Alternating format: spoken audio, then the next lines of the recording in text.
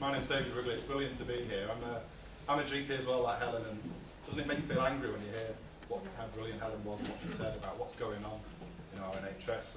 I'm a GP in Carnforth, which is over the other side of the Pennines, and came up on the train today. And my surgery is actually next to the railway station where they filmed the Brief Encounter film. So I've seen that film, so it's a nice part of the world.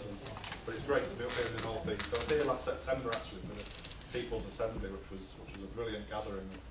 It's great to be with like-minded people. I'm also a member of the Labour Party. I'm a member of Unite the Union, the Medical Practitioners Union section of Unite, and I also sit on BMA Council, which is a sort of overarching body in the BMA. And I'll talk a bit more about that later. I think Martin gave a really good history about what's happened, and I'm going to just go over a little bit of that again, because I think I need to, just to talk about how we've got to where we are and what's happening with privatisation. And in actual fact, I'll go back a little bit further than he did, because he started in 1990. Well, I'll talk about 1984, which was something called the Griffiths Report, and that was Margaret Thatcher's work, and what that brought in was a management structure within hospitals, actually. Whereas before you had matrons and senior consultants who were running the hospital, it's brought in professional managers, chief executives, took away that sort of power away from the clinicians into the hands of the managers, and that was an important first step really in where we're headed to along the way. And of course in 1990 there was the purchase provider split. It was brought in, and the BMA, to give them their due then, they did a really good campaign about that, and there was a famous poster that said, what do you call a man who doesn't listen to their doctor, and underneath it said Kenneth Clark. So, but you know, I've spoken to a lot of people around the BMA then, and they were really hit by that. And they were told they were frozen out from talking to the government for years, well, until '97 when Labour won. But I think that sort of burnt their hands a little bit, and I'll talk a bit about what happened under the health bill later on. But that purchase provider split brought in fund holding, which is when GPs held a budget. It brought in the marketplace, it brought in competition and buying services from the cheapest provider, and it changed the way healthcare was, but it was done just with general practice and buying services, and it did make a big difference. But Labour, when they won in '97, abolished fund holding, and they said we're going to move to something different, and as Martin said, it led to what was the NHS plan. It was a 10-year plan, came out in 2000, and back then it was Alan Milburn was the health secretary. It keeps cropping up this name, doesn't it? But his advisor then was Simon Stevens, who then became Tony Blair's advisor in Downing Street. And then of course he went off after that, after he'd done his bit there, he went off to America to work for United Health as the chief executive there on an astronomical telephone number salary, and then he came back here this year. But that time was really important, because the Labour Party, and I'm being open here, and I've been openly critical about the Labour Party, about what they did. They signed a concordat with the private sector and said, we want you to come in, do some work for us, and we'll pay you, and it's badged as the NHS, and you need to help us out with waiting lists. There was no talk about giving the NHS more funds, expanding hospitals, expanding primary care, giving money to the private sector, and that was a really important first step. And of course, what happens now is the Tories, whenever you criticise them, they say, well, we're just carrying on with what Labour started. And it's very hard to actually argue against that, and that's why I've campaigned within my various circles for the Labour Party to completely say, no, that was wrong. We're going to go, say, the Scottish model, where they've said, we're not having the market, we're not having any competition, we're going to just have the NHS as a publicly funded, publicly provided, and publicly accountable body. Unfortunately, we've still not got that commitment, but there's still a bit more time, but I live in hope. So that was that time brought in Foundation Trust as well, and we heard about that, because they in effect became autonomous businesses.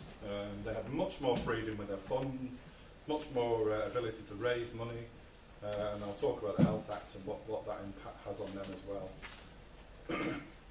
So we then moved on, then obviously to the election in 2010. No one won the election. We know the Tories said they were not going to have any top-down reorganisation. Then in July 2010, actually what's called the White Paper came out, which was what you do before you bring a bill in, and I'm sure Jim knows a lot about how it all works, but that white paper was a huge document, and again, there's no way that had just been prepared from the coalition agreement in May till July. That had been prepared for years.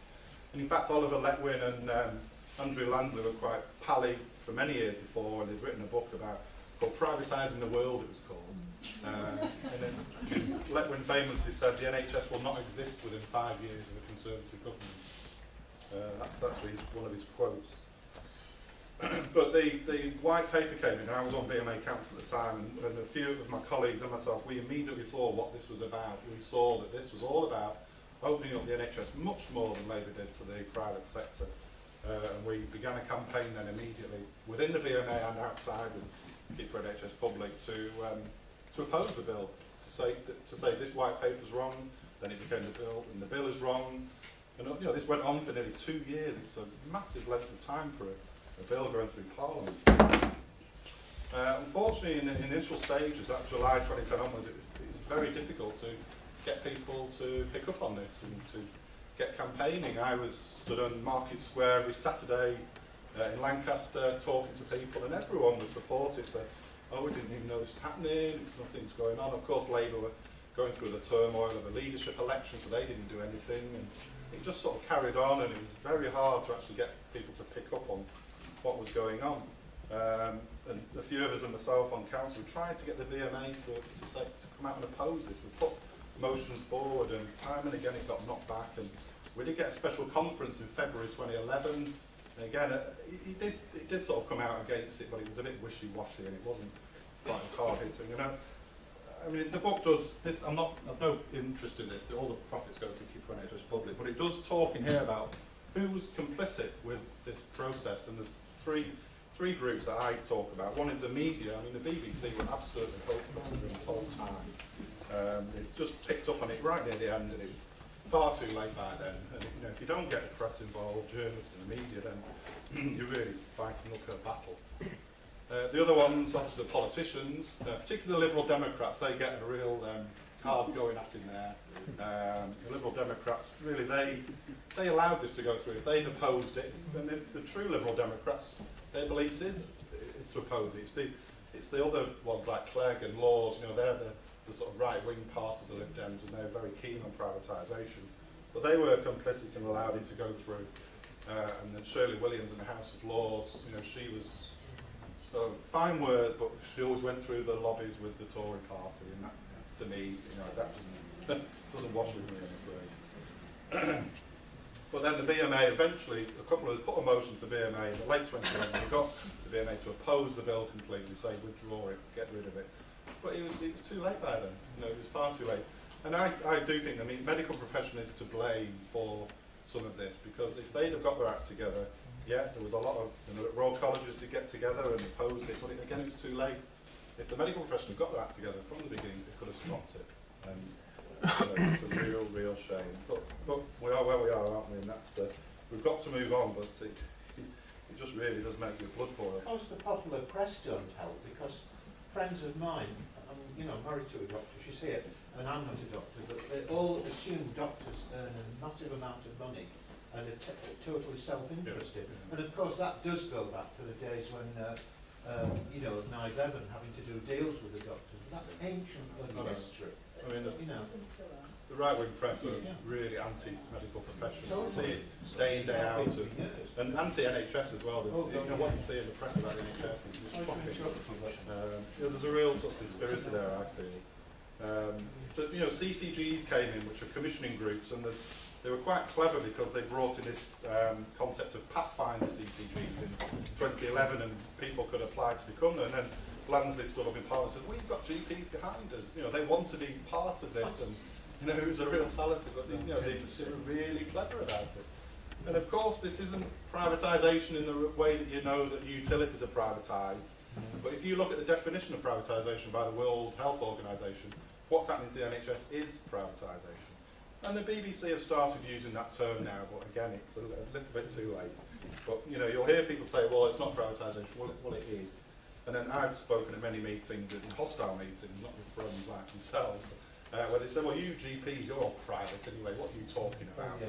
It's very different to GP, who are often, we've been in a career, in a community for a whole career. We put our livelihoods into it, and we're very different to these big companies that move in. When the profit's gone, they're off and they go, whereas GPs will stay there, they'll stand the ground. Very different to Serco and Virgin.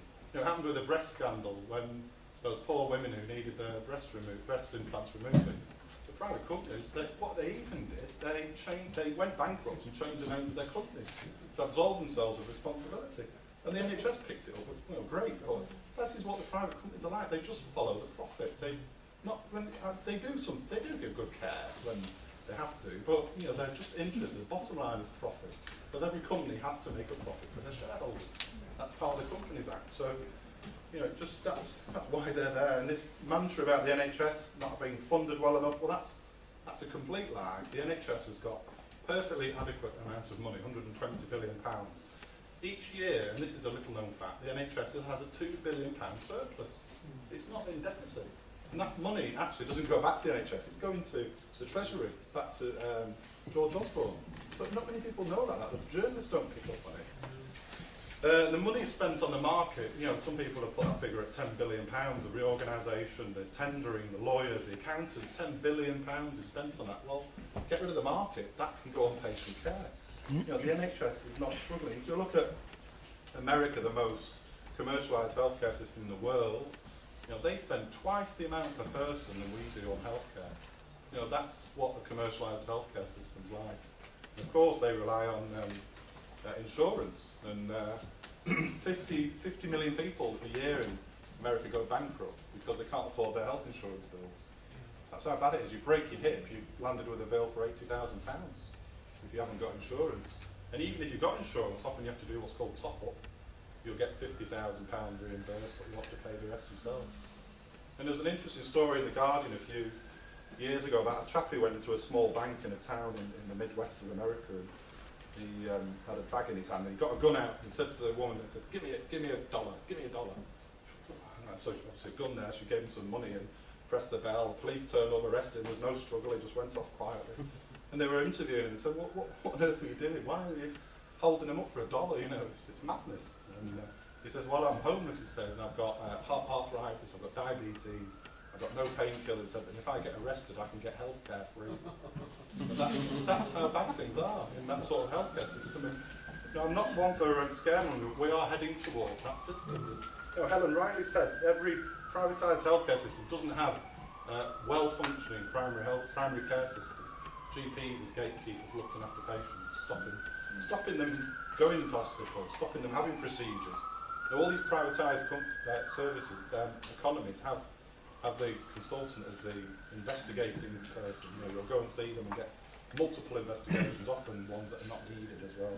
Could you leave a bit of time for comments or questions? I'll wind up then. Someone's going to talk about TTIP, which is quite a difficult concept, but that's a really important thing, and I want to listen hard to that.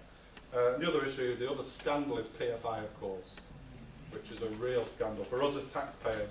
I think one of the estimations are that the cost of PFI to us as taxpayers across the whole public sector will be about 60–70 billion pounds for what will end up with 20 billion pounds worth of assets. So we pay 40–50 billion pounds extra to these private companies for these buildings just to keep that number off the government's bank balance, to make the figures look better.